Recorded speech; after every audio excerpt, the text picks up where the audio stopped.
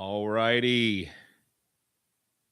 My name is Mark Schubert. I want to welcome you here today, both those in attendance and those watching via the live stream.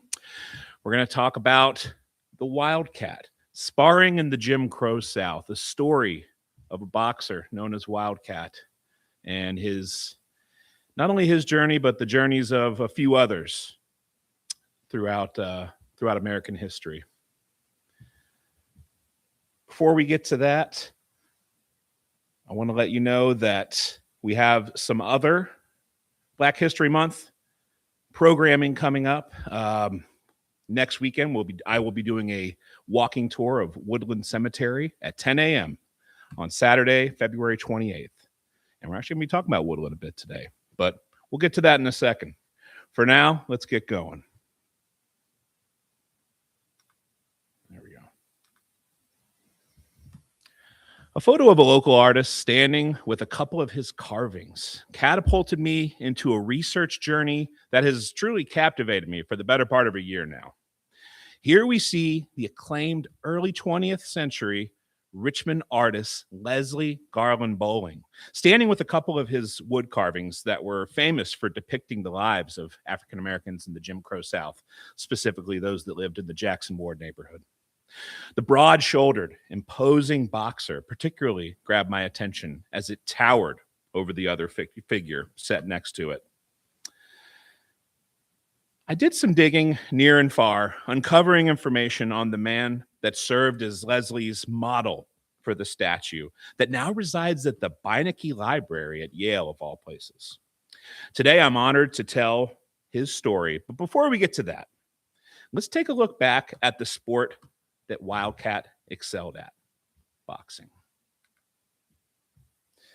Since the beginning of time, putting it very bluntly, human beings have just been beating the tar out of one another.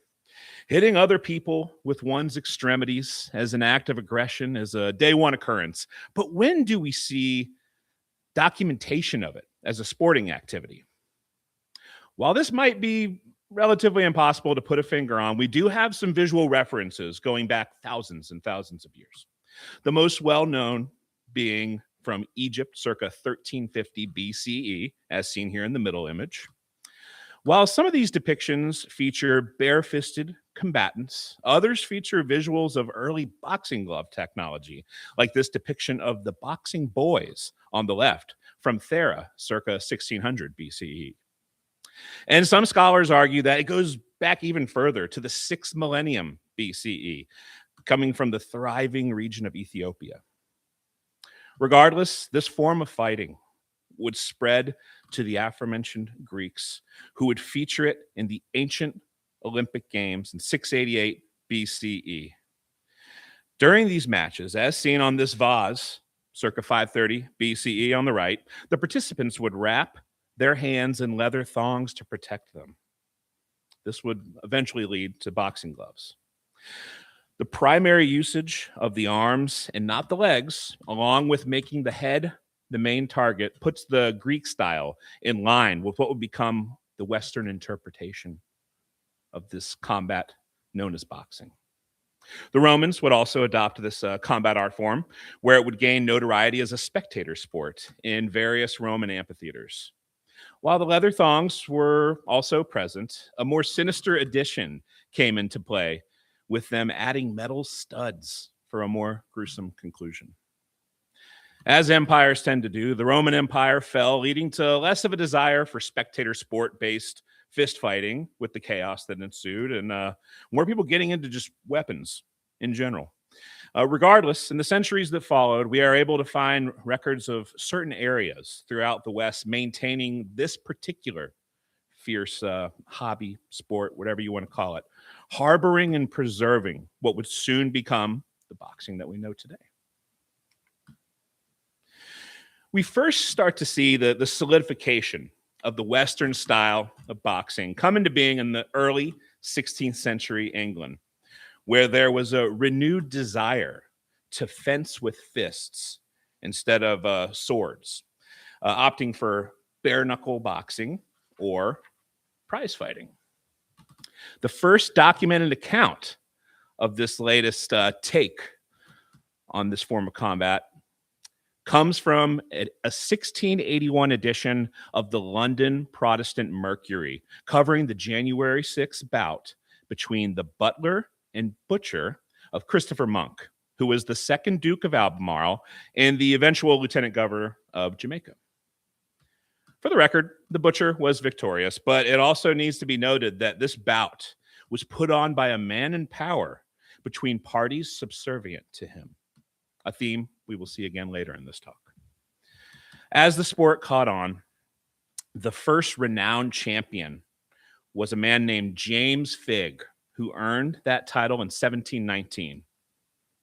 The early 18th century, where Figg reigned supreme, was also when we see the term boxing come about. Though at the time, it wasn't just squaring up in the ring with an opponent for fisticuffs. This era of boxing also entailed fencing, which was done with a fencing sword, much like it is still done to this day, and something known as cudgeling, which was very simply a duel fought with wooden weapons that the opponents would bludgeon one another with until one was knocked out cold or worse. And these extra activities aside, the lack of a weight class, round limits, referees, or even just written rules made it all the more brutal. Clearly, some type of structure was needed for the sport to evolve further. In 1743, after opening his own amphitheater, brought forth by seeing too many men die in the ring, the champion at the time, Jack Broughton, introduced the first official rules of boxing, which were known as the Broughton Rules. This was revolutionary because it brought forth and codified a few extremely necessary measures, like the declaration that a bout would end if a boxer was knocked down and didn't get back up within 30 seconds. It also prohibited the striking of an opponent while they were down or below the belt. And lastly, it required the usage of mufflers, which we see in this slide, a form of padded bandage to be worn on each hand during training and exhibition matches. Rules would, of course, continue to evolve for another 120 odd years until the Marquis of Queensberry rules were adopted in 1867. Drafted by John Chambers for fights held at the Lillie Bridge grounds in London, this would become the blueprint for modern boxing, instating things like 3-minute rounds, a minute of rest between each of those rounds, 10-second counts if knocked down, and the official implementation of the more modern boxing gloves that we're used to, which in addition to striking could also be used for blocking punches. This led to bouts becoming longer and more strategic, which in turn gained even more interest from the public, paving the way for what was to come. The sport has arguably reached its pinnacle through the 20th and now 21st century, becoming a multi-billion-dollar commercial enterprise. We're all well-versed in the names like Mike Tyson or whatever YouTuber is getting on there and getting tons of people to tune in. But, this is admittedly a quick overview, but we can safely conclude that over the millennia, boxing has carved out a home in our world. But what about the roots of the sport here in Virginia and how it related to Black bodies? Because after all, as a result of British colonization, the hobbies of the colonizing country tended to migrate with the colonizers and affect those within their radius. And going back to that first official match between Christopher Monk's butler and butcher, that even calls into question what the status of those men were. Obviously they were subservient to him, but were they enslaved? Were they hired? We weren't able to find, myself and others have not been able to confirm that status. But, with his eventual position in the colonial control of Jamaica and the treachery that came with that, it needs to be called into question. Despite these details on these two men being scant, here in Virginia, there's a tale that needs to be told about a man who quite literally fought his way into freedom, arguably paving a path for Wildcat and many other African-American fighters in the centuries that followed. Here on the screen, we see an 1812 hand-colored etching of Thomas Molyneux. Thomas Molyneux was born enslaved on a plantation in the northern neck of Virginia on March 23rd, 1784. While many details on his life are murky, I've located sources that said his father's name was Zachary and that he fought alongside his master against the British during the Revolutionary War. While the master in question's first name has eluded myself and other researchers before me, we do know that the surname was Molyneux, the name that was also passed on to his enslaved, as was customary at the time. This slave owning planter was the fifth of his lineage to inhabit this tract of land in Virginia, since the crown had granted it to them many years prior. And this particular owner's son, we do know his name, which was Algernon Molyneux, utilized young Thomas and his well being in a particularly cruel fashion, forcing him into bare knuckle boxing matches with both the enslaved he lived with and those from other plantations throughout the state. The early 20th century publication Fights for the Championship, The Men in Their Times, that covers Thomas's career, talks about this grim reality, stating that the enslaved were, quote, compelled to stand up and slash at each other for the amusement of their masters, who frequently had very high stakes on the result. Despite being only 5'9", it was clear that Thomas had matured into a force to be reckoned with as he grew into young adulthood here in Virginia, becoming an expert in the painful practice of boxing after his master employed the help of a trainer who, quote, knew the London prize ring tricks when he showed promise early on.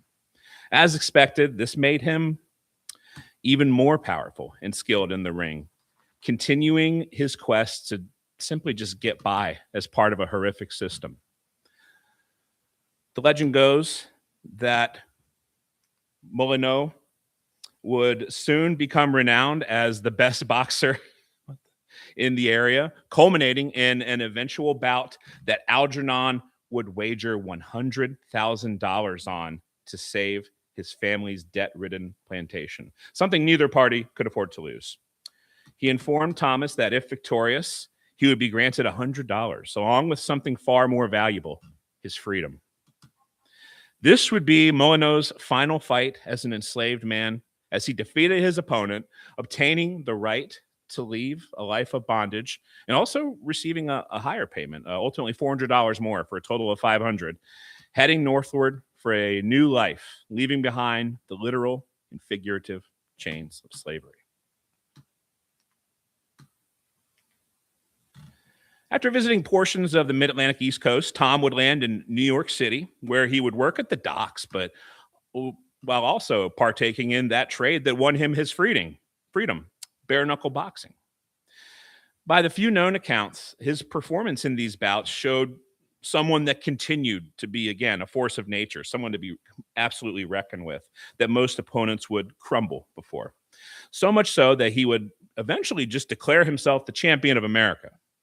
It needs to be noted that there's no official documentation of these bouts in newspapers or other primary sources, indicating that they might have very well been just illegal fights with gambling amongst the crowd that gathered to watch, which, again, wasn't too far off from Molyneux's early bouts on the plantations, Virginia. Nonetheless, upon receiving this self-appointed yet undoubtedly hard-earned accolade, he set his sights across the Atlantic Ocean for a distant land where he was convinced that he could grow this unconventional career into something far more legitimate and make a fortune via prize fighting. And that faraway land would be England. As you went over earlier, this was arguably the epicenter of Western boxing, which, again, makes sense due to the colonial reach of the British Empire and the baggage that comes with that. In Thomas's eyes, he'd vanquished all competition in the former colonies and was set to make a name for himself in the contemporary home of the sport that won him his freedom. With that, in 1809, he set sail for England, bidding a final farewell to, again, that country that had once held him in bondage. This is also a great time period because the stories about Thomas are a bit more concrete, thanks to relatively extensive media coverage of his career and his various bouts. Upon arrival, he sought to train even more as a way of honing his skill and was able to connect with a man whose story was pretty close to his. That man's name was Bill Richmond. Born enslaved in Richmond Town, New York on August 5th, 1763, his master was the Reverend Richard Charlton. Much like Tom, Bill was able to attain freedom through bare knuckle boxing, but not exactly in the same way.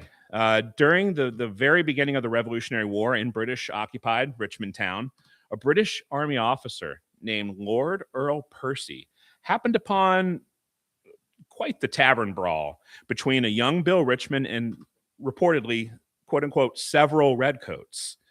Despite weighing less than 160 pounds, he absolutely held his own against several grown men, leading Percy to take him in and arrange more fights in the months that followed for civilians to watch this young man square up with even more redcoats.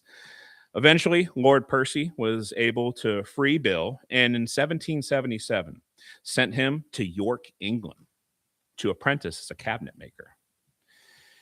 He would also settle down, marrying an English woman in 1791 and having several children together, followed by a move to London a few years later. But he also kept boxing, experiencing a good amount of success and victories over the years and gaining the nickname of, quote unquote, the Black Terror. And of course, this path he was on is what would eventually bring Molyneux into his orbit in 1809. Richmond and Molyneux took to one another with great ease after meeting in the sporting tavern called the Horse and Dolphin Pub in Leicester Square that Bill owned at the time, perhaps due to similar experiences over the course of their lives. In addition to training Thomas, Bill also took on the role of managing and financing Molyneux, which was vital due to how new this world was to him. Richmond was quite the veteran by this time, having been active in the regional boxing world since the late 1700s and defeating big names of the time like Patty Green, Frank Mayers, George Mayer, and Jack Holmes, among others.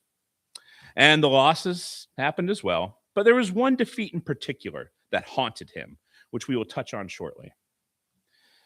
The training of Tom took such precedent that Bill ultimately decided to put his own boxing career on hiatus to help this young man in his journey. And once he deemed himself ready, the management portion came into play, seeing Richmond book actual bouts for Molyneux. His first match in England would occur July 24th, 1810, at Tothell Fields in Westminster against Jack Burrows, whom he beat in a bit over an hour. His next match would be a month later in Apple Bay against Tom Blake, who had the nickname of Tom Tough. But after 8 rounds, he was Molyneux's second victim on British soil. Sources that covered the match remarked on how Molyneux's pugilism or boxing style had improved greatly since his prior match. In December of that year was the defining match of Thomas's career against the British champion, Tom Cribb, which we see depicted in this slide here. 5 years prior, Bill Richmond had gone up against Cribb in a bitterly fought match that lasted a grueling hour and a half, setting him up to eventually win the title within the next couple years. What came about was a rivalry between the two men, and now Bill was sending his pupil to hopefully attain what he could not: victory against the fearsome Tom Cribb. December 18th, 1810, at Shennington Hollow in Oxfordshire, these two forces of nature met for a match that is still widely talked about in reference to this day. A crowd of 15,000 were present to witness this historic matchup. Despite many thinking that Cribb would just knock out Molyneux easily within the first 10 rounds, it did not go that way. Molyneux proved himself to be an intelligent and precise fighter, catching many off guard. Ultimately, though, he was defeated in the 35th round. Yes, you heard that correctly, 35 rounds. While Cribb kept his title of champion, the legend of Thomas Molyneux grew exponentially. 2 days after the bout, Bill took him to the Stock Exchange in London, where he received a standing ovation and was gifted 45 guineas. Again, in this slide, we see that hand-colored etching depiction of the fight done by George Cruikshank shortly after it occurred. The rest of his career sees some more victories over names like William Rimmer, Jack Carter, and William Fuller.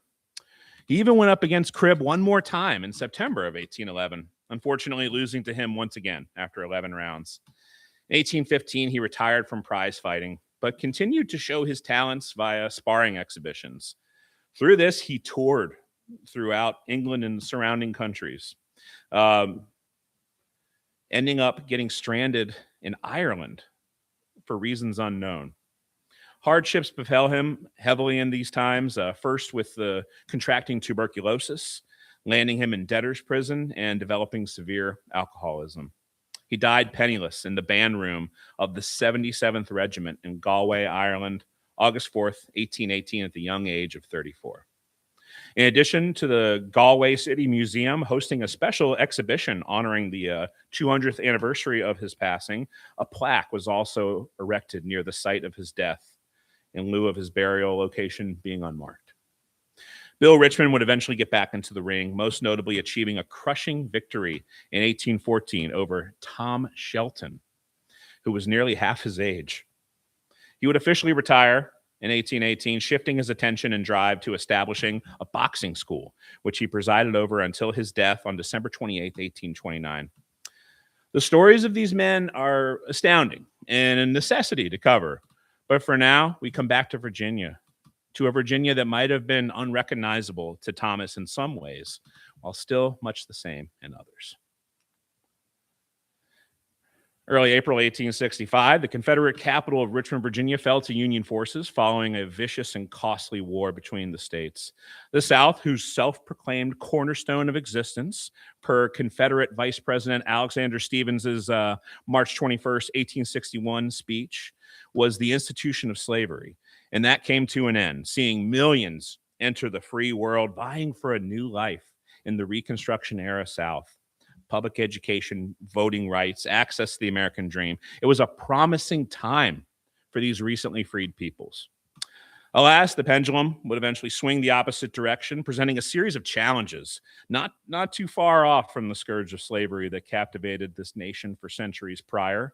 Jim Crow became the law of the land, the promise of separate but equal for white and non-white. This could be a talk all in itself, and it absolutely is. Our own Sandy Satterwhite here with Henrico History has done this talk. Hope she does it again this summer. But to give you the Cliff's Notes, this was not the case. On top of plentiful, blatant inequalities, racial terror by the Ku Klux Klan and other heinous parties preyed upon African Americans simply trying to live their lives. Despite what stood in their way, they persevered. Here in the Richmond area, we saw the rise of strong Black local leaders like Maggie Walker, who was both the first African-American woman to charter a bank and to be the president of one, that being the St. Luke Penny Savings Bank. We see John Mitchell Jr., who became the fighting editor of the Richmond Planet, a publication that did not shy away from confronting the cowardly lynch mobs and the racist political schemes that targeted his community in various ways, along with countless others that just said no more, and they rose above a rigged system the best they could. Jackson Ward was the epicenter of this, known widely as the Harlem of the South, Black Wall Street, the birth of Black capitalism. The names go on. The lost causers might have run the show here in Richmond and throughout the South in general, but the people of this community lived their lives and sought their joys as they saw fit. And with that in mind, Jackson Ward catered to nourishing Black joy, however it could, with various venues. The most famous and still in use being the Hippodrome on 2nd Street, which is pictured here next to Maggie Walker and John Mitchell Jr. Started in 1913 as a vaudeville stage and movie theater, eventually becoming a music venue that saw the likes of Ella Fitzgerald, B.B. King, and countless others gracing their stage. But today, I want to focus on another structure that resided a block away from the Hippodrome, but is sadly no longer with us, the True Reformers Hall. The Grand United Order of True Reformers was established by William Washington Brown, a formerly enslaved man who escaped bondage and fought in the Civil War as a USCT after being denied entry into the all-white Independent Order of Good Templars. The True Reformers were a benevolent group that served as a business enterprise and a mutual aid society in the Jim Crow South here in Richmond. Credited by many as being the roots of the Black financial systems that would follow, W.E.B. Du Bois called the group, and I quote, probably the most remarkable Negro society in the country. By all accounts, they were an immense part of life in Jackson Ward, considering their mission and their mutual aid provided to their community. And naturally, they had a brick and mortar headquarters to house their operation. This beautiful structure you see here on the right was built in 1891. Unfortunately, it was demolished in 1955. But over the course of perusing the pages of the Richmond Planet, the Times-Dispatch, other great local papers that are thankfully provided by Library of Virginia and their online archives, in addition to housing the offices of the True Reformers, this building on that 600 block of 2nd Street would often serve as a venue for events hosted by local groups in the Jackson Ward community. I've seen everything from various faith groups getting together to the local Communist Party hosting meetings to award ceremonies taking place in this building. And I'm going to bet dozens of other things happened too, which is, again, in line with how the True Reformers were.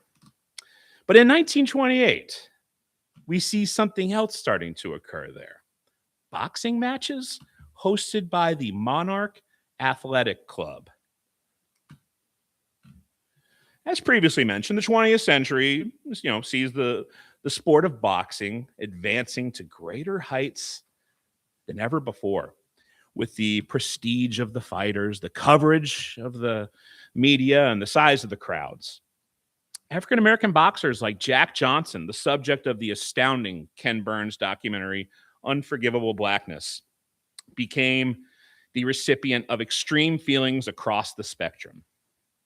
While many were in awe of his athleticism and skill in the ring, where he tended to dominate most challengers from 1897 until his retirement in 1931, he was reviled by racists that varied from his own opponents to spectators the world over. In fact, some of these people hated him so much that one of his victories over a Caucasian man caused race riots all over the country, if you can believe that or not. In 1910, former heavyweight champion James J. Jeffries came out of retirement saying, and I quote, "I am going into this fight for the sole purpose of proving that a white man is better than a Negro." 2 years prior, Johnson had become the world heavyweight champion, which clearly struck a nerve with Jeffries and an untold amount of others. The racial tension in America that was encapsulated in this fight, which was billed as, quote unquote, the fight of the century, it just speaks volumes of the country at the time.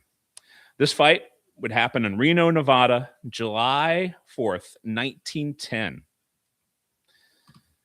Despite Jeffries' racially charged ramblings, Johnson had but one quote before the fight. He said, "May the best man win." 22,000 people were in attendance to see Johnson just absolutely dominate Jeffries over the course of 15 rounds, concluding in Jeffries' corner, throwing in the towel after 2 falls in a round, officially ending the fight so that the man who claimed that he would, quote, retrieve honor for the white race wouldn't have a knockout on his official record. While critics in the boxing world who'd questioned Johnson's legitimacy as a champion were mostly silenced after this fight, I would hope, the aforementioned race riots raged across the country, resulting in widespread destruction of property and bloodshed. Even as close as Norfolk, Virginia, around 300 sailors rampaged through the streets looking for African-American people to assault not long after the match had ended. When it was all said and done, across the country, an estimated 24 people were killed, along with hundreds of injuries and arrests. And again, tens of thousands of dollars in property damage. Now, I relay this horrific story as a means of giving you a snapshot of the world that these young men who boxed at the True Reformers Hall a mere 18 years later existed in. For the timeline of boxing and its cultural spread that we've been following over the course of this talk, it has to be said that while James T. Fry's Monarch Athletic Club wasn't the first group to host fights in the Richmond area by any means, it was the first signs of an organized group within the local African American community that I've come across. After dealing in the world of black baseball in years prior, the already successful James T. Fry set his sights on making organized boxing a reality in the heart of his neighborhood, co-opting the name of his already successful billiards operation, which was Monarch Billiards, on the 600 block of North 2nd Street for his new athletic club, which would just be across the street. The earliest mention I can find of the Monarch Athletic Club is from a Richmond Planet article from October 15th, 1927. The article tells the readers of the, quote, the grand and initial opening of the Monarch Athletic Club that featured, and I quote again, some of the classiest boxing ever seen in the staid old capital of Richmond. James T. Fry is listed as the manager of the Monarch Athletic Club, and the headquarters of which could be found at 613 North 2nd Street, right across the street from the True Reformers Hall, which is also listed as the location to purchase a membership with Monarch at. Unlike the True Reformers Hall, this particular building is thankfully still standing and is home to the Mocha Temple No. 7 Shrine Club to this day. Back to this first fight that Monarch hosted. The card features a slew of just great boxing names. We see Harry Lightning, Battling Nelson, among others. But one in particular is the earliest mention of the Leslie Bowling wood carving model that I began this presentation with. We see a match that lasted 6 rounds between Kid Dandridge and Wildcat. Total side note, I do believe Kid Dandridge is the sibling of Ray Dandridge, the Hall of Fame baseball player from Churchill. Going to go down that rabbit hole more later, but nonetheless, we see a match that lasted 6 rounds between these two, apparently ending as a draw due to the, quote, nip and tuck battling put on by the fighters, per that Richmond Planet article on this inaugural event. In the years that followed, not only did the Monarch Athletic Club's events become very well known in both the black and white communities of Richmond, regularly filling the 1,200 available seats for spectators, but this young man, who was mysteriously only known by his nickname relating to a fierce, undomesticated feline, would rise to prominence in the world of boxing here in Richmond, earning nicknames like the Pride of 2 Street, the 2nd Street Nutcracker, and my favorite, the Second Street's Bone-Crushing Cowboy.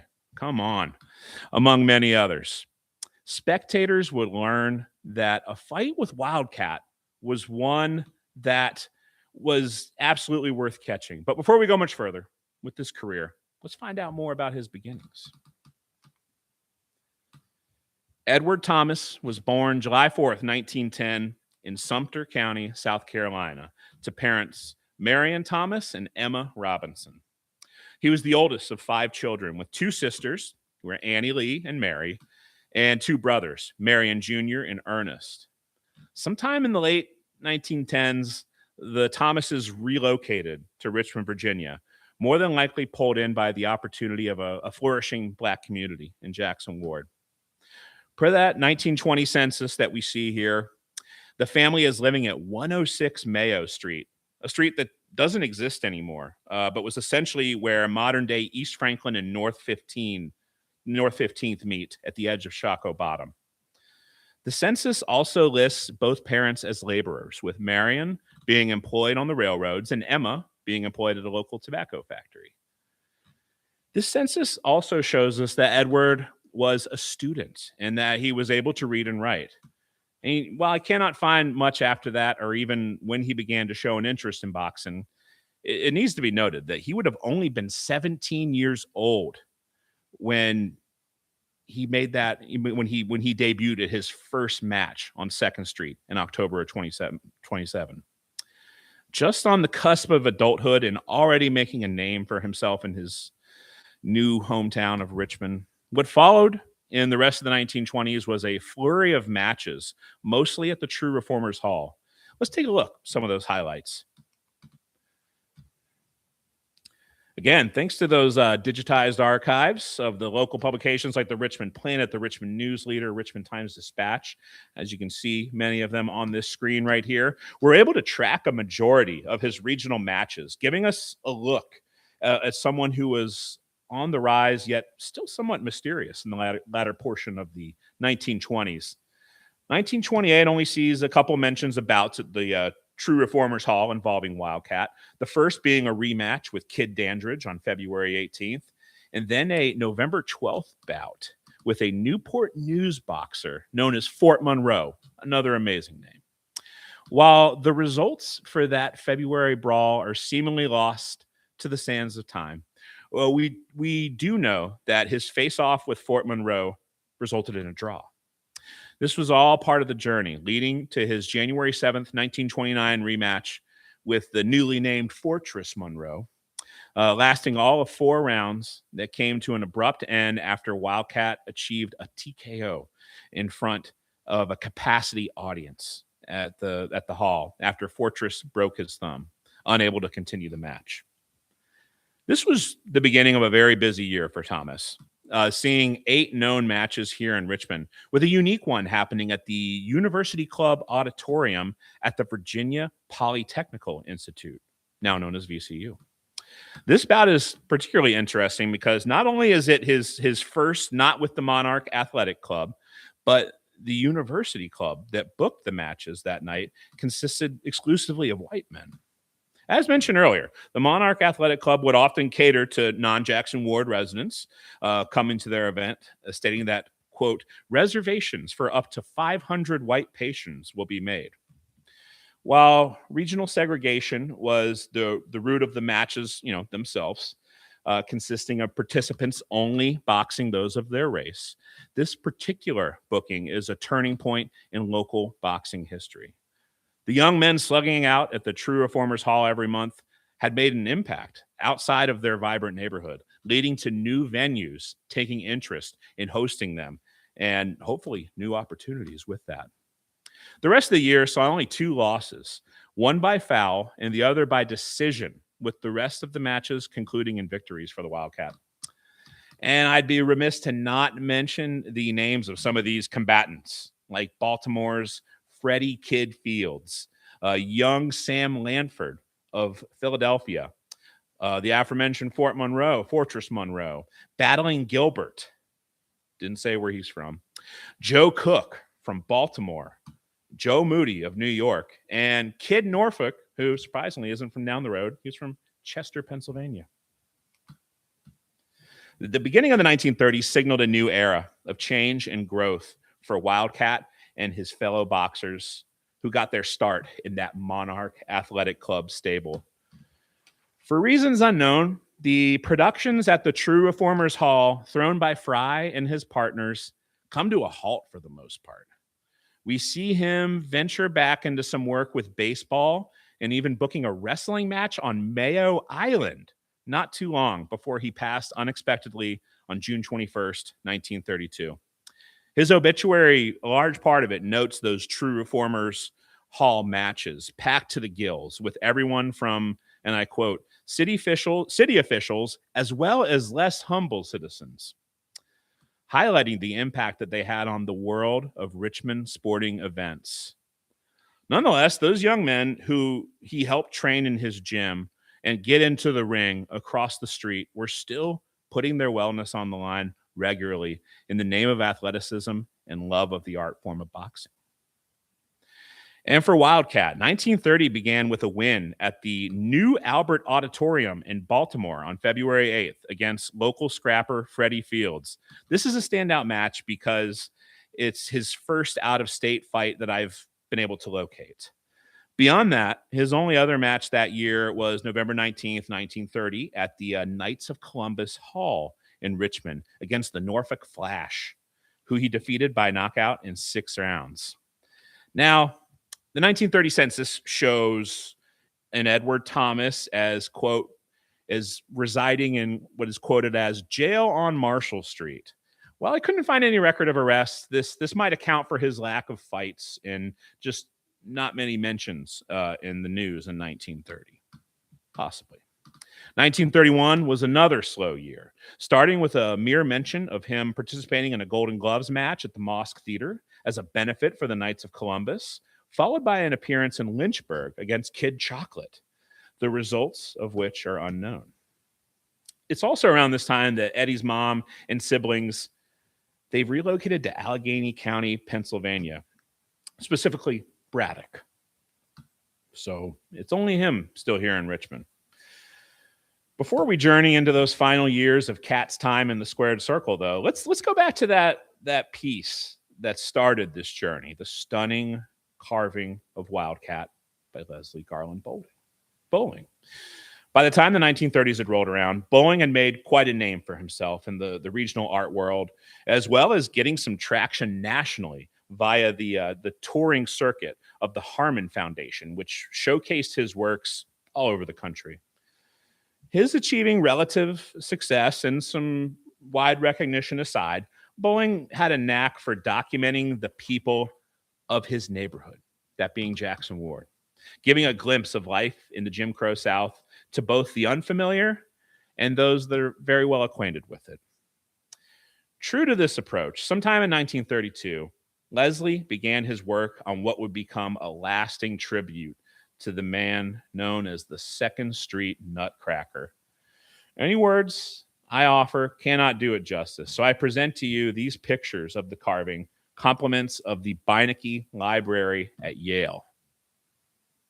Take a look at that for a second.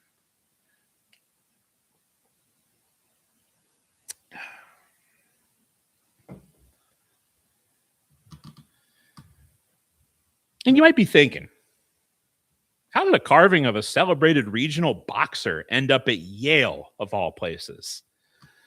Since the late 1920s, Bowling had been in touch with Carl Van Vechten.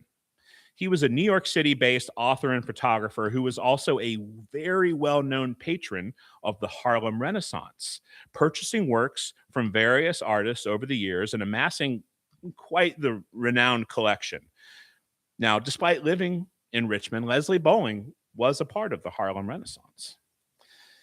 He was especially, and with that, Van Vechten was especially interested in Bowling's body of work, purchasing sculptures and doing whatever else he could to further this obscure, relatively obscure woodcarver's career. When Van Vechten passed in December of 1964, his vast collection went to the Beinecke Library, who has preserved this piece and countless others.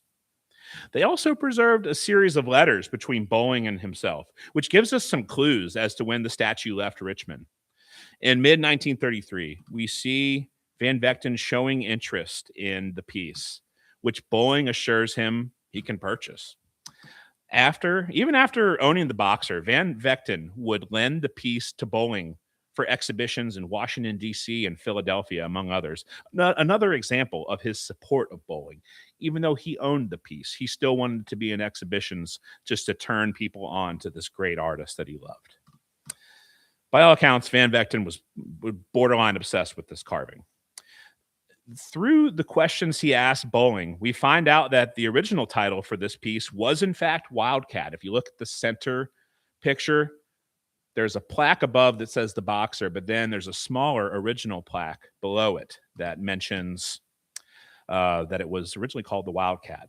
He allegedly stating that he could hardly believe it was himself, which is what Wildcat said when he saw the carving. And the most important piece of this correspondence that we have is Van Vechten's request for a photo of the model, since he wanted to compare it to the sculpture. If Carl hadn't requested this photo, which was then preserved by the Beinecke Library along with the carving, I don't think we would have a known photograph of Wildcat, which I'm very excited to show you all during this presentation. If you look closely, you will notice the WC on his shorts. And if you look even closer, you will see that this photo was taken at the Brown's Studio, a Black-owned photography studio founded by George O. Brown and located on the 600 block of North 2nd Street, much like the True Reformers Hall and James T. Fry's gym, etc. In short, the Brown Studio was a vital part of the photo documentation of Black life in Jackson Ward in the late 19th and early 20th centuries.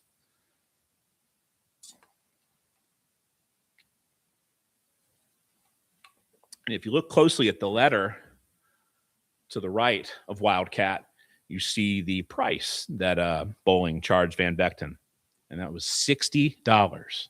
Excuse me, $65.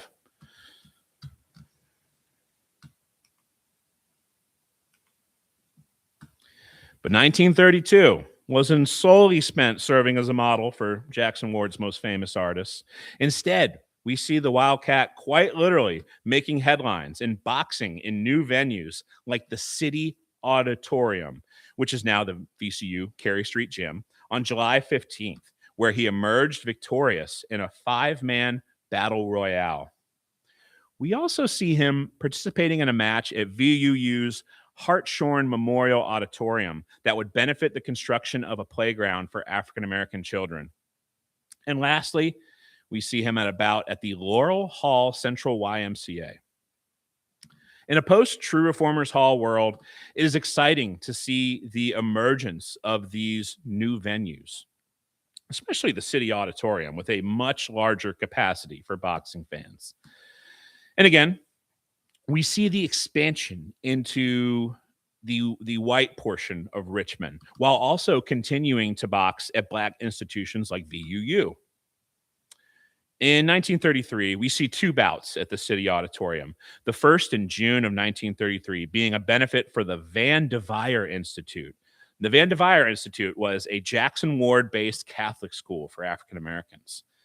A Times-Dispatch headline stated that he was boxing, quote, for benefit of his race, with a later article mentioning that he would often use his regional stardom for benefit bouts to get higher attendance and thus help with these benefit bouts. He went up against Sailor Jones that night, resulting in a win in the ring and for his community that he cared deeply for. The coverage of his October 13th fight is particularly interesting due to the following quote from the Richmond News Leader article. And it says, many of Richmond's white boxers, such as Freddie Wallmeyer, Joe Gorman, Ray Lewis, and others, owe much of their progress to the advice and assistance of the Wildcat. While I had seen mention in previous publications about his training with Black boxers, this crossover into the other side of town, technically, circa early 1930s Richmond is huge. Segregation might have been the law of the land, but the sport that united these men didn't let that decide their camaraderie and athletic growth with one another. And some more changes were on the way. 1934 is the final chapter in the boxing life of Wildcat. This is actually the year that the public finally finds out his real name, thanks to a Richmond Times-Dispatch article on May 5th, identifying him as Eddie Wildcat Thomas. I'm not sure why he chose this time or if this was just the writer doing their thing, but it helped me greatly with research. He was quite the mystery before that. This bout at the City Auditorium against Baltimore's Tommy Milan resulted in a victory after 4 rounds. We see 3 other bouts later in the year, all occurring at Griffith Stadium in Washington, D.C., against names like Kid Buffalo, Jackie Thomas, and Jimmy Rose. A loss, a win, and a loss, respectively. But it was his final match here in Richmond on October 26th at the City Auditorium that I want to focus on. Put on by the Central Trades and Labor Council, this particular boxing show would make local history. The Richmond Times-Dispatch headline mentions the usual eye-catching news with words like battle and semifinal bout utilized in large, bold print. But it's the last line that was not expected for many in 1934. And it's the article on the far left here on the screen. In that headline at the bottom, Negroes Open Card.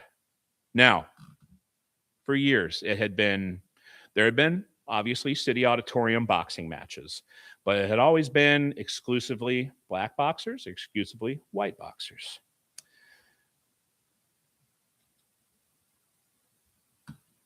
Wildcat's match against Battling Nelson that night would be the first match in Richmond between two African Americans to be featured on a card with white fighters. This wouldn't happen again in Virginia for another 6 years, when local William Rivas would square up against Baltimore's Billy Johnson. And it wasn't until 33 years later, after Wildcat's revolutionary match, following the 1967 result of Loving v. Loving, that the Jim Crow segregation statutes affecting athletic competition would become null and void, leading to legally sanctioned bouts between different races finally becoming a reality. This historic moment aside, that match at the City Auditorium was, as I mentioned, the final local bout for Wildcat, ending in a victory before a capacity crowd on Carey Street. From what I've been able to gather in my research thus far, his record would be as follows: 11 victories, 4 losses, 2 draws, and there are still 9 matches where I was not able to find a follow-up article. I was able to find mention of a match occurring, but no results from it. Alas, the research continues. When the gloves and shoes were put away, what became of Eddie Thomas? We know from a Richmond Times-Dispatch article covering that previously mentioned Rivas match that he would go on to become an employee at a local bowling alley. His World War II draft card, pictures here, clarifies this further, noting that the lanes in question were the Health Center Bowling Alley, which was owned by W.A. Haskin and located at Meadow and Hermitage Road. As previously mentioned, he was the last of his family to remain here in Richmond, with most of them going to Braddock. He seemed to stick around the East Clay Street area, living at both 104 and 219 East Clay over the years. He remained working at the bowling alley for the rest of his life, as is noted on his death certificate. Sadly, June 18th, 1961, he suffered a fall down the stairs at his home, resulting in a cracked skull. He fought for 9 days, but unfortunately succumbed to his injuries on June 27th at the St. Philip Hospital, which was the segregated black hospital that operated under MCV, not far from Mayo Street, where Eddie and his family had moved some 40 years earlier. His obituary stated that he left behind his mother, Emma, 2 sisters, 2 brothers, and 2 nieces. Again, all of them living in Allegheny County, Pennsylvania.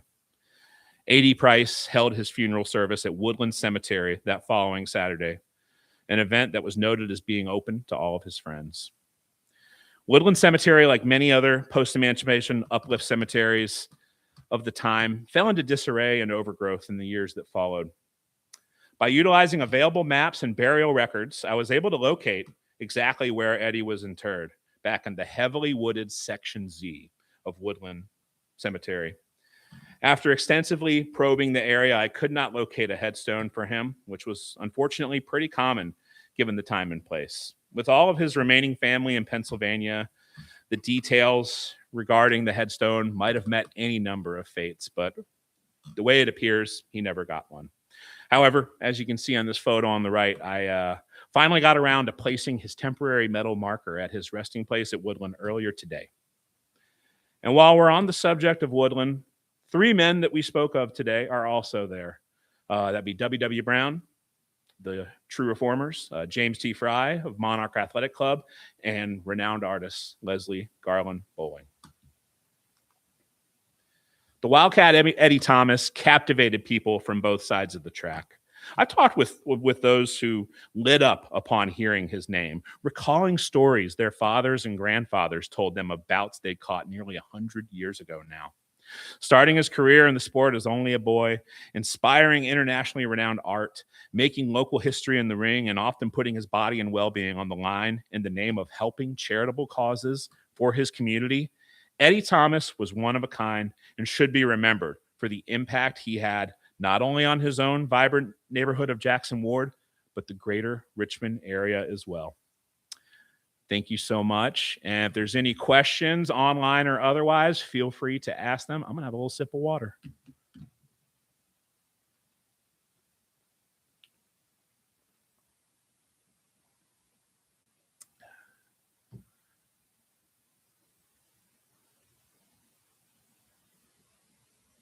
All righty, folks. Once again, I want to thank everybody who caught this today. And again, we have one more Black History Month event coming up. That'll be a week from today, Saturday, February 28th at Woodland Cemetery, walking tour at 10 a.m. And just please keep your eyes peeled for any other programs we have coming up. And we appreciate you so much. Thank you. Take care.